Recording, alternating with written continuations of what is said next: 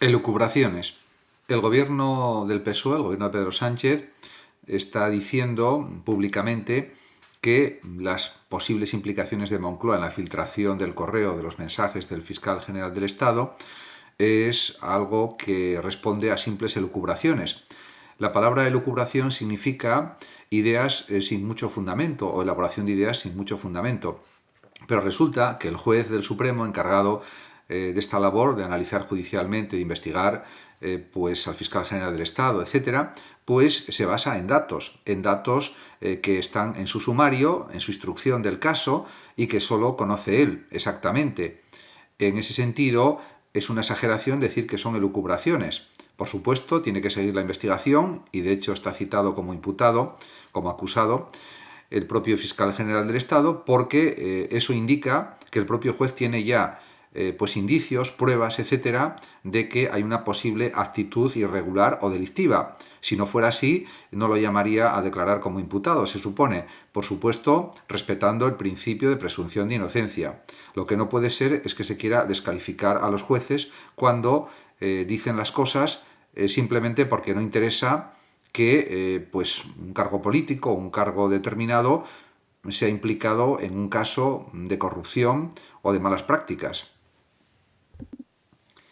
Datos y pruebas. A nivel judicial, en la instrucción que está haciendo del caso de García Ortiz, el juez del Supremo, pues se están investigando distintos datos que realmente son comprobados, son verificados, son contrastados, se sabe que son ciertos esos datos y esos datos indican que hay unos indicios muy claros de que se puede haber cometido un delito de revelación de secretos. Entonces, esos datos son incontestables, son irrefutables.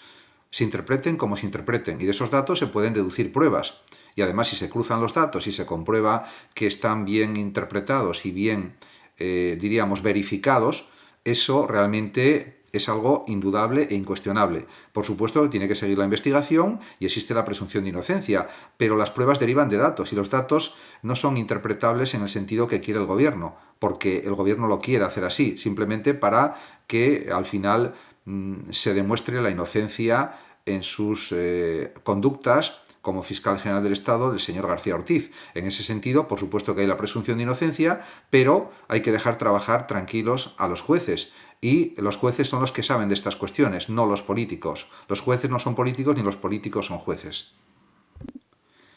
Sin presión a los jueces. Ya hace unos meses recordó la presidenta del Consejo General del Poder Judicial que no se podía presionar a los jueces de ninguna manera por parte de los políticos. Pues parece que esas palabras pues realmente han caído en el vacío, porque los políticos, algunos políticos en concreto, de un partido determinado, que está en el gobierno, pues siguen presionando a los jueces de todas las formas posibles y quieren que se declare como inocente a una persona simplemente porque eso conviene al partido político para ganar las elecciones y porque eso hace que no disminuya el prestigio del partido político, cuando todos los partidos políticos pueden tener personas que hayan cometido irregularidades o delitos y eso no significa que el partido político quede ya desautorizado ante los ciudadanos.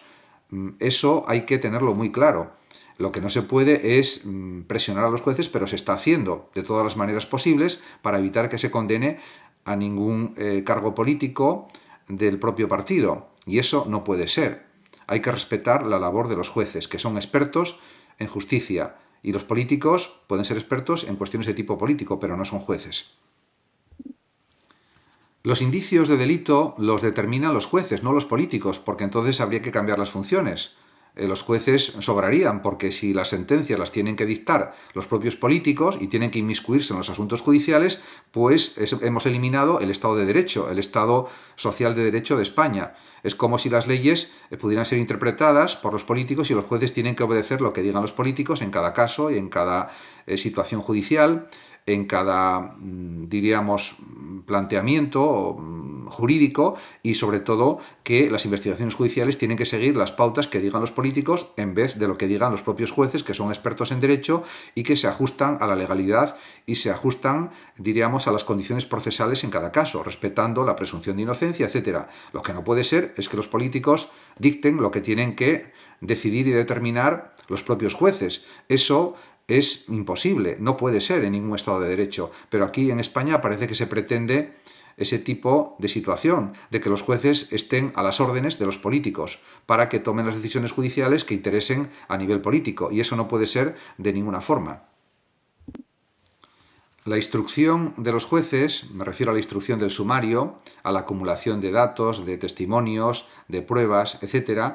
Eso es una labor realmente muy compleja y realmente pues magnífica que hacen los jueces, y así pues se acumulan a veces en sumarios miles de páginas o decenas de miles o 20.000 páginas o 50.000 páginas o 80.000 páginas o folios, etc.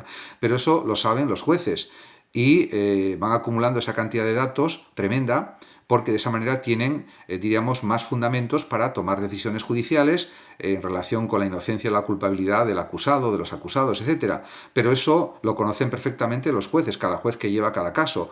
Y, bueno, eso al final, si se celebra un juicio, pues realmente en función de lo que diga la autoridad judicial, que es el juez, etcétera, bueno, pues puede ser un sumario público que pueda ser leído por cualquier persona, etcétera, y para eso están también los autos, pero los autos son una parte de la información que posee el propio juez. Por lo tanto, diríamos que hay que confiar en los jueces y no intentar que respondan a decisiones de tipo político. Por lo tanto, la imparcialidad de los jueces está garantizada.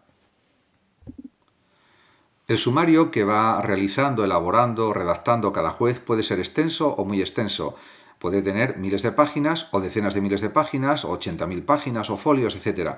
Y esto sucede porque de esa manera se tiene más cantidad de información contrastada, verificada, comprobada, que se sabe que es cierta, que es verdadera, porque en muchos casos se cruzan las informaciones, se comprueban los datos, se contrastan los datos, y eso realmente es valiosísimo para que luego el juez dicte sentencia y para que realmente se conozcan todas las circunstancias y que todo lo que dice el juez está demostrado y comprobado y verificado.